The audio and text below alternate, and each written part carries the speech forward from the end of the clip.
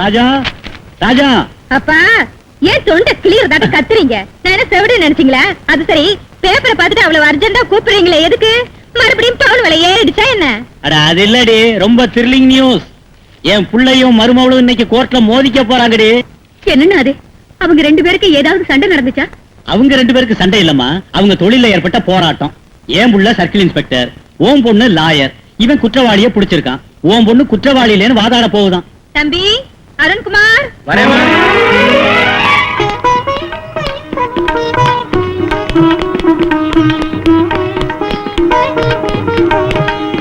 அம்மா மாலதி.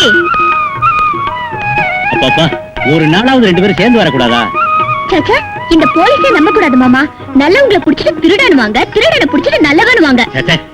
அப்படி பார்த்தா நம்ப கூடாதது உங்க லாயருங்களை தான். குற்றவாளி நிரபராதினுவாங்க, அப்பாவிங்களை குற்றவாளின்னு சொல்லுவாங்க. உங்க போலீஸுங்களே நம்ப கூடாது, உங்க லாயருங்களை தான் நம்ப கூடாது. Shut up. You shut up. அப்பா சும்மா இருங்களேன். உங்க ரெண்டு பேர் பேச்ச யாராவது கேட்டா போலீஸ்காரங்க லாயருங்க ரெண்டு பேரும் கையாளாகாதவன்னு முடிவு பண்ணிடுவாங்க. இல்லாட்டி போனா என்ன மாமா? நேத்து ரெண்டு அப்பாவிங்களை இவர் கைது செஞ்சாரு. அவங்க குற்றவாளிங்க இல்லன்னு சொன்ன தைரியம் இருந்தா நிரூபிச்சு காட்டினாரு. நிரூபிக்கிறேன். நிரூபிக்க வேண்டியது இங்க இல்ல, கோர்ட்ல.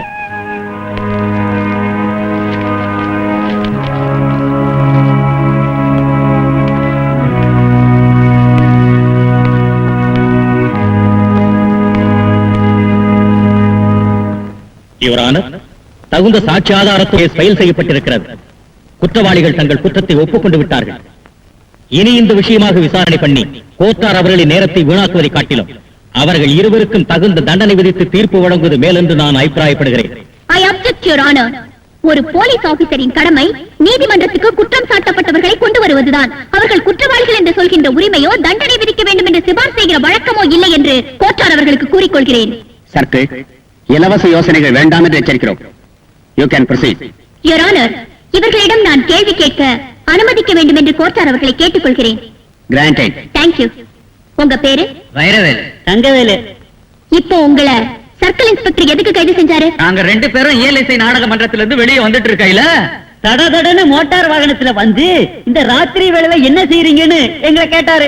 கல்யாணிய பாழாக்கிட்டு வந்துட்டு இருக்கோம்னு நாங்க பழிச்சுன்னு பதில் சொன்னோம். டக்குனு ஜீப்புக்குள்ள தள்ளிட்டாரு, அடிச்சு லாக்கப்ல தள்ளிட்டாரு. அப்ப கல்யாணிய மானபங்கம் செஞ்சீங்களா? பைத்தியமா என்ன? கல்யாணியை மானபங்கம் எப்படி செய்யறது? பாழாக்குனா அவ்வளவுதான். அதேதான். எப்படி பாழாக்குனீங்க? எப்படி பாழாக்குறது என்ன? நாங்க பாடிதான் பாழாக்கணும். பாடினாங்கிறீங்களா? என்றால் கல்யாணி பெண் இல்லையா? பைத்தியக்கார கேள்வி. கல்யாணி ஒரு ராகம், சரிதானா? இது பிரமாதம். ஆமா, விளங்கிற்றா யுவர் ஆனர்? சங்கீத நிலையமான ஒரு மன்றத்திலிருந்து கல்யாணி ராகத்தை சரியாக ஆலாபனை செய்யாது பாழாக்கி விட்டோம் என்று வேதனையோடு வந்த இந்த இரண்டு அப்பாவிகளை பிடித்து மானபங்கம் செய்ததாக கேஸ் போட்டு சட்டத்தை அவமதித்தார் இந்த பெரிய மனிதர். இவர்கள் இருவரையும் தாங்கள் தண்டிக்க வேண்டும் என்று வாதாடுகிறார் நம் பப்ளிக் ப்ராசிக்யூட்டர். அதனால் அவர்களை எச்சரித்து இவர்கள் இருவரையும் விடுதலை செய்ய வேண்டும் என்று கோட்டார் அவர்களை கேட்டுக்கொள்கிறேன். ஃபீஸ் இல்லாத கேஸ், நன்றிதான் கைவசம். உங்களை விடுதலை பண்ணிட்டேல, சந்தோஷமா போங்க. வேண்டாம் சார், வேண்டாம். எனக்கு கொல்ல வேண்டாம் சார், இது கொல்ல வேண்டாம். கொல்ல வேண்டாமா? என்ன வார்த்தை சொன்னையா? எங்க ஐயா டீச்சர் வேலை வாங்கி தரதா சொல்லி ஒரு பொண்ணை கவர்மெண்ட் கெஸ்ட் ஹவுஸுக்கு கொண்டு போய் கற்பழிச்சிட்டாருன்னு பெட்டிஷன் போட்டவல்ல நீ? அப்படிப்பட்ட உன்னை கொல்ல வேண்டாம். நியாயம் கிடைக்கணும் பெட்டிஷன் போட்ட சார். நியாயத்துக்காக போராடுறவன் பணமாயிடுவாங்கிற தத்துவம் புரியாதாடா உனக்கு?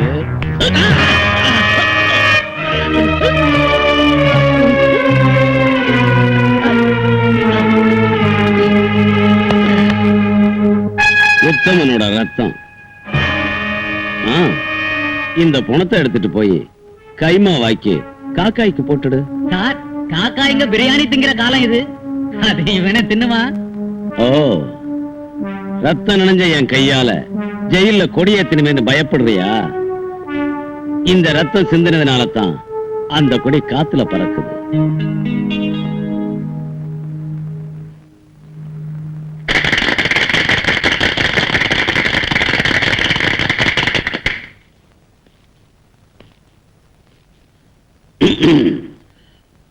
நான் அஹிம்சாவாதி. எறும்பு ரத்தம், கொசு ரத்தம், மூட்டை பூச்சி ரத்தத்தை கூட பார்க்க சகிக்காதவன்னு உங்க எல்லாருக்கும் தெரியும். ஆனா பாசமுள்ள கைதி தோழர்களுக்கு நான் தெரிவிச்சுக்கிறது என்னன்னா, நானும் கூட ஒரு கைதிதான். எதுக்குன்னா உங்க உள்ளாங்கிற ஜெயிலுக்குள்ள பாசத்தோட நான் ஒரு கைதியா பிணைக்கப்பட்டிருக்கேன். என் மாதிரி அகிம்சாவாதிங்க ரொம்ப பேர் வெளியில இருக்கிறோம், நல்லா வாழ்ந்துகிட்டு இருக்கோம். அதனால நீங்க பயப்படாதீங்க, வேதனைப்படாதீங்க. நீங்க எல்லாம் வெளியில வரணும்னு வந்துடுவீங்கன்னு நான் ஆசீர்வதிக்கிறேன். அப்புறம் கொடிய கொலகாரங்க, ரவுடிங்க எத்தனையோ பேர் வெளியில இருந்தும் என் சகோதர கைதிகளை கண்டு என் இதய எரிமலையா வெடிக்குது. ஆனா என் மனசுக்கு, முக்கியமா என் கண்ணுக்கு ஏதோ குறை தெரியுது. அண்மையில அநியாயமா கொலை செஞ்ச நண்பன் நாகராஜனை இங்க நான் பார்க்க முடியல. அவனுடைய நலத்தையும் தேவையையும் நேர்ல விசாரிக்க எனக்கு ஆசையா இருக்கு. அதனால ஜெயில் அதிகாரிங்க என் மேல அன்பு கொண்டு என் வேண்டுகோளை நிறைவேற்றுவாங்கன்னு நான் நினைக்கிறேன். போய் கொண்டு வாங்க.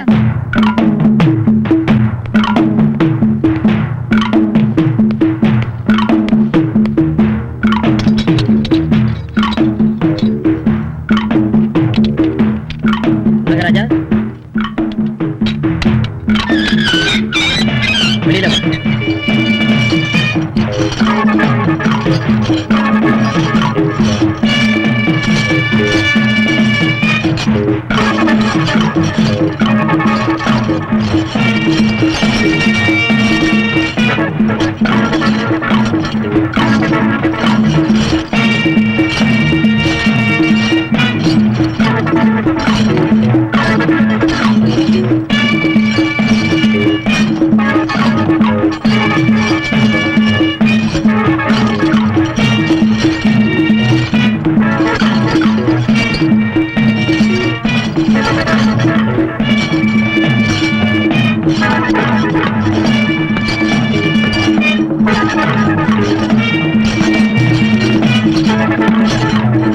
நாகராஜா, எப்படி இருக்க?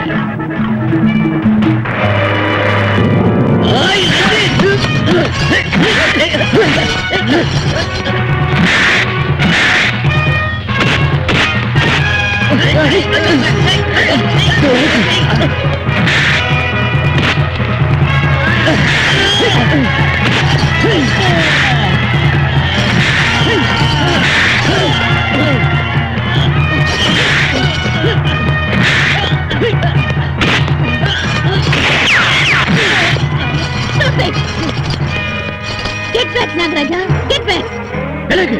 இல்லாட்டி பணம் உனக்கு ஆபத்து.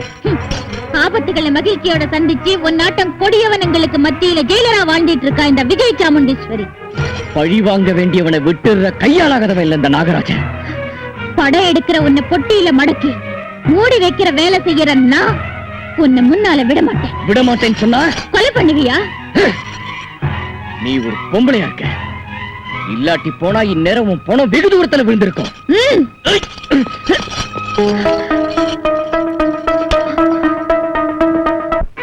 விஜய சாமுண்டீஸ்வரி, நான் என்ன மிருகம் நினைச்சா? மிருகம் தேவலா, நீ ஒரு நாகப்பாம்பு. சீண்டி விடப்பட்ட நாகம் மந்திரத்துக்கும் மாயத்துக்கும் எப்பவும் கட்டுப்படாது. ரஞ்சித் குமார சாவடிக்கணுங்கிற உன் வெறிங்கிற நெருப்புல இன்னைக்கு அவர் நெய்ய ஊத்திட்டு போயிட்டாரு. என் வெறிய என்ன பூட்டி இருக்கிற இந்த இரும்பு சங்கிலியால தடுக்க முடியும் நீ நம்புறியா ஜெயிலர்? தடுக்க பாக்குறது என் தொழில் தர்மம், தடுக்க முடியுங்கிறது என் நம்பிக்கை. நடக்காது. பாரு, நான் என்னைக்குமே கெட்டதை நினைக்கிறவ இல்ல.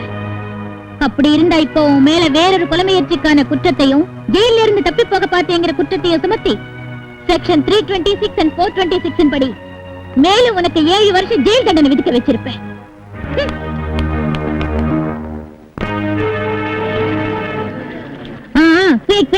வாங்க.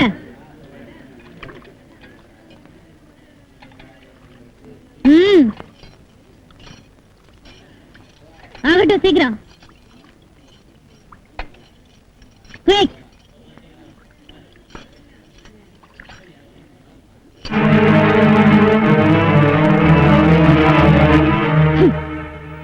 நாகராஜா, என்ன இது? இது சாதமா புண்ணாக்கா? இத்தனை பேர் விரும்பி சாப்பிடுற சாப்பாடு உனக்கு புண்ணாக்கு மாதிரி இருக்கா? அவங்க பயப்பட்டு விழுங்குறதுனால மட்டும் இது சாப்பாடாகாது ஜெயிலர். ஜெயில கைதிக்கு ஒவ்வொரு வேளையும் ஒழுங்கான சாப்பாடு போடணும்னு அரசாங்கம் சட்டம் போட்டு வச்சிருக்கு. இது அந்த சட்டத்துக்கு அப்பாற்பட்ட சாப்பாடு. என்னமா விளக்கம் தராரு? இவரை நம்ம கைதிகளுக்கு தலைவரா தேர்ந்தெடுத்தா நல்லா இருக்கும் இல்லையா? வாய முடிக்கிறா கழுதுங்களா? சாதா ரொம்ப நல்லா இருக்குடா. அவன் அனாவசியமா ஜெயலலிதாவோட தகராறு பண்றதுக்காக அப்படி சொல்லிக்கிட்டு இருக்கான். நாகராஜா, எந்த தப்பும் செய்யாத என் மேல நீ வீணா பழி போடுறியா? தப்பி போனா சாப்பாடு கான்ட்ராக்டர் செஞ்சதா இருக்கலாம். அந்த கான்ட்ராக்டருக்கு உடன்பட்டு நீ லஞ்சம் வாங்கி இருக்கலாம். Don't talk rubbish. கைதிங்களோட வயிற்றுல கொட்டிக்கிட்டு பாவம் கட்டிக்கிற கொடியவ இல்ல இந்த விஜய் சாமுண்டீஸ்வரி. நீங்க இருக்கமா, இந்த கழுதையை நான் கவனிச்சுக்கிறேன். உடம்பு எப்படிடா இருக்கு? Nagaraja, stop it. நாகராஜா, உன் உள்ளத்துல மனிதத்தன்மை அழிஞ்சு போயிட்டு இருக்கு. மனிதத்தன்மை. இந்தா, உனக்கு அது இருந்தா இதுல ஒரு உருண்டை தின்னு பாரு. இது சாதமா இல்ல புண்ணாக்கான்னு உனக்கே தெரிஞ்சிடும்.